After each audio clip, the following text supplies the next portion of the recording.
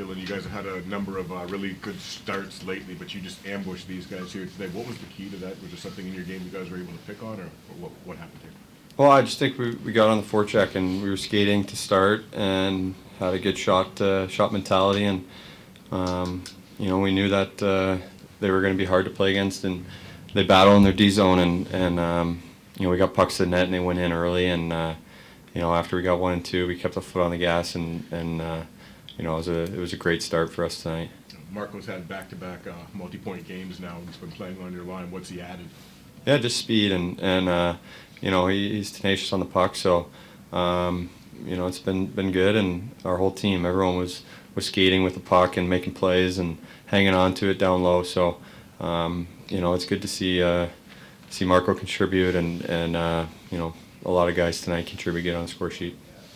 Dylan, how much easier is it to adapt to a new coach when what he's trying to instill when the victories just pile up like this? Well, I mean, yeah, it's definitely a good thing, to win hockey games, and I think Todd has come in, and we've worked on a lot, and I think it probably starts with practice, with his intensity and how we practice. We're up and down, we're moving. There's a lot of pace, there's a lot of teaching moments, and then we've been tested in games, and tonight was another challenge where after Chicago coming in, we played well. We have to follow it up against a good team, and we did that. And then how do we play with a 5-goal lead, and we got one against, but we ended up closing out the game. So I think with every game, there's been lessons within those games, and we've answered every time. So it's good to see and good to get some wins.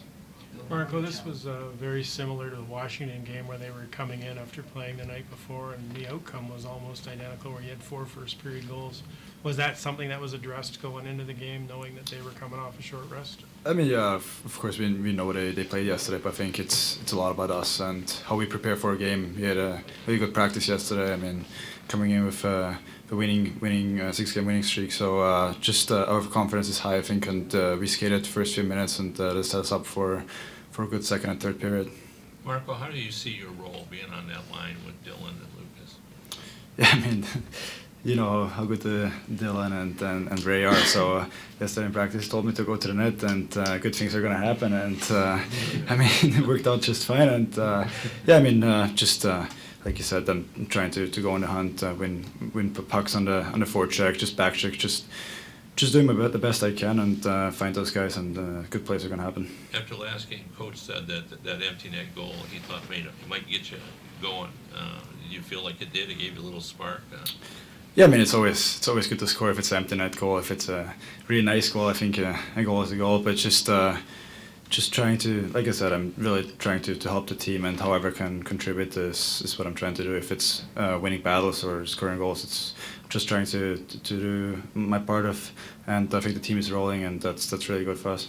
Dylan, how does a game change when you have 4 goals, 8 minutes in? Like, how does it change what the rest of the game looks like?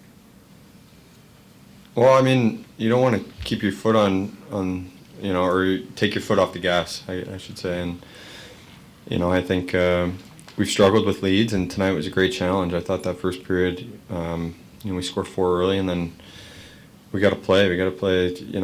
A lot of hockey left, and we answered it, and we played with the puck. We played in their zone, wore them down. I thought something we worked on yesterday was how they like to stretch the ice. We've beaten their 4th and 5th guy back up the ice and taken away their will, and I thought we did that all night. And they have good skating defensemen, and our details were really good, and that's how we played with the lead, and we stuck together when we needed to, and it was good to close that one out. Dylan, 11 players figuring in the scoring tonight. I mean, how important is that then during the streak, and just getting everyone involved and building up confidence? Yeah, very important, and it's good. It's good to have that, and it's credit to guys just putting their head down and continuing to stick with it and work. And I think could have been more. It could have been, the other guy like Tyler Mott is he keeps chipping away and playing the right way, and it'd be nice to see him and Ras and Joey get one, but yeah, it's really important for our team and guys to get on the score sheet and have some confidence. Along those lines, Dylan, how much difference does it make when you've gotten a lot of offense from the back end, from various guys on the back end the past couple of games? Yeah, it helps a lot when they're activating and hanging on to pucks and finding ways to get them through. So it's very important, and I just really liked our game, and we got another tough test with San Jose coming in, and again, a team that like to stretch, so we're going to need our D to be making some solid plays and being responsible with the puck at the blue line. Dylan, you're pretty excited about where you guys reached the halfway point of the schedule here. I mean, you're pretty excited about the potential of this team for the rest of the second half of the season and stuff.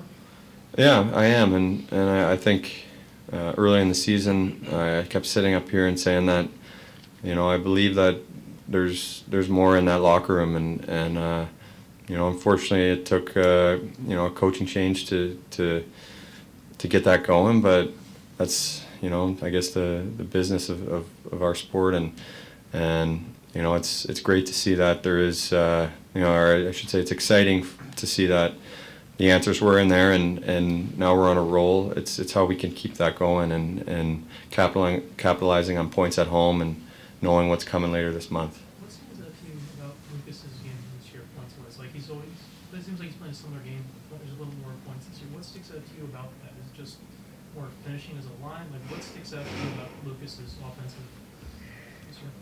Well, I mean, as you get more experienced, you kind of learn how to take advantage of opportunities, and when you get that puck, how valuable it is to make your play and set guys up. I noticed a lot of that the power play, it does run through him and Kaner, but Lucas gets a lot of touches there, and he makes really good plays with it, and that's you look at all the big guys in the league that put up points consistently.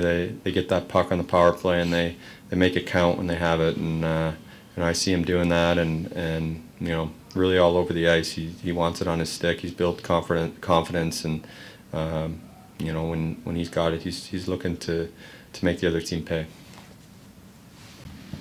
Todd, I talked to you about this last week. One of the first things you said you wanted to do when you got to town was lift the spirit in that room.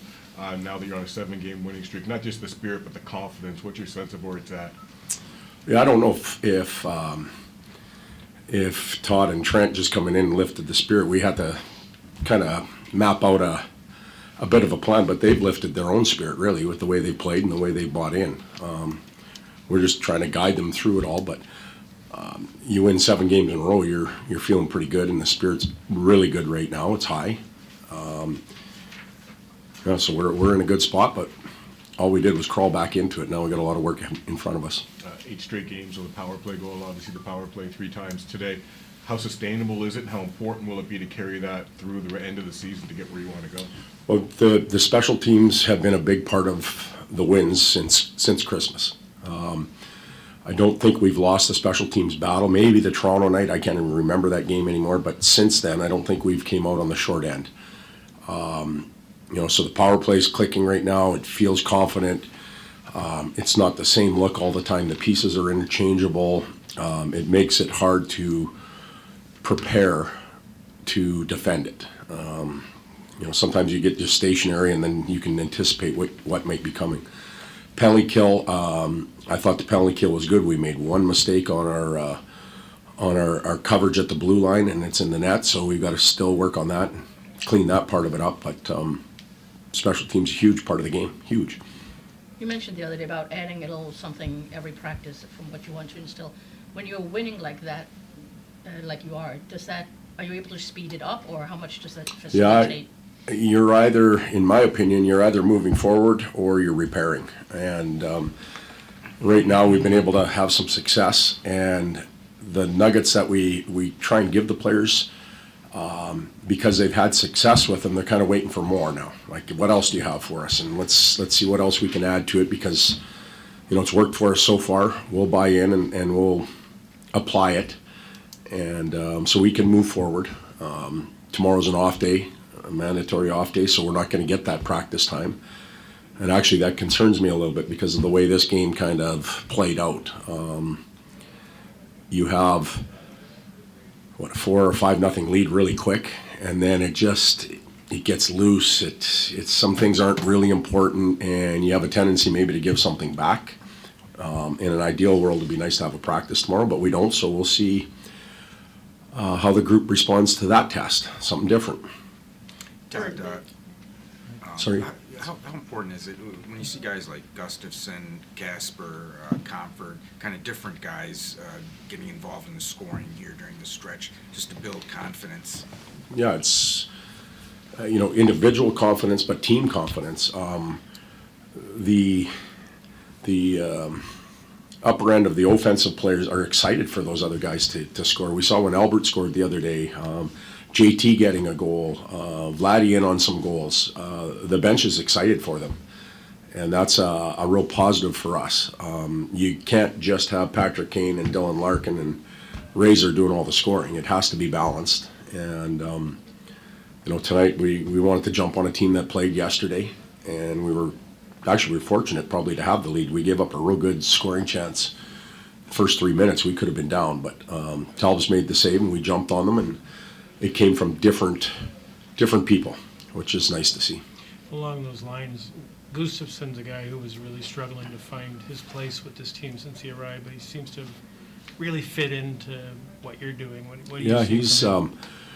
I didn't know Gus coming in. Kind of watched him play a little bit and stuff like that, and I wasn't sure how he would react to what we wanted to do, but we were just talking about him in the coach's room. He's been outstanding, really. He the knock on him will always be, well, can he defend? Can he defend? He's doing an outstanding job of that. He's bought into taking care of that first, and when you do that, it kind of opens up the other end as well. And vision, running a power play, offensive confidence, all those things are coming out now, and I think that's the player that the club was looking for when they signed him.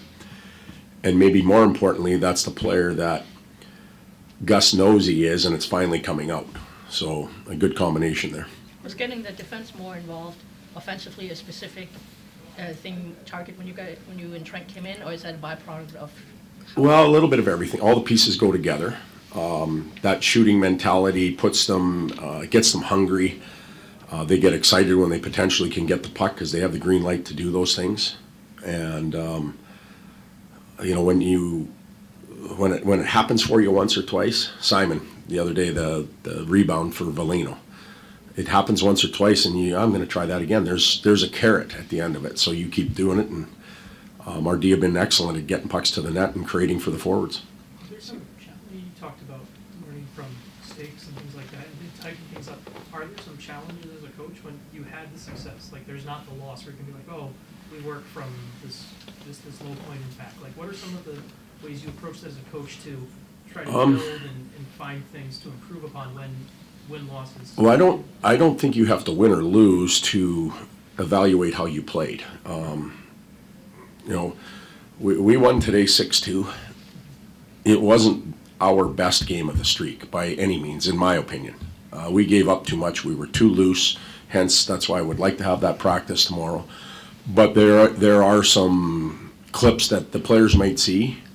It's just a little harder to sell because they knew it was 5-0 or 6-1, and it doesn't get as important. So, but I don't think you have to win or lose, to hammer home a point. You watch the game, you evaluate it, and you take what's there and try and sell it to the players again. But it can be a little harder, though, like just from a coach to the players, I mean, right? Like you as a coaching staff, I know will break everything down. Yeah. The players themselves. It can be, but, I don't think that they want, we talked about spirit, they want to maintain that.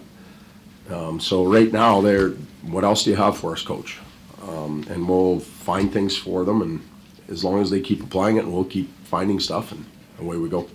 You've been able to count on all three of your defensive pairings during this streak. Mm-hmm. As a coaching staff, how much easier does that make your life? Oh, it's huge. You don't have to chase matches. We don't have to overplay players. Mo's hit 25, 26 minutes a couple nights, but when the third pair is playing as well as they are, it's nice to have balance.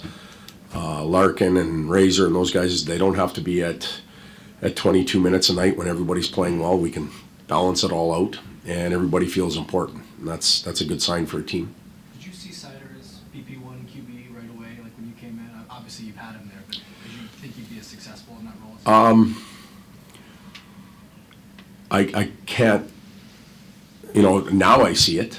I can't say that I knew that was the case before. I just didn't see Mo enough. When we're out, we come through here once a year and they come to LA and that's really it. And we watch a little on TV, but you're just not concentrating on all the things that he can do. You're just watching the game, and we see it now.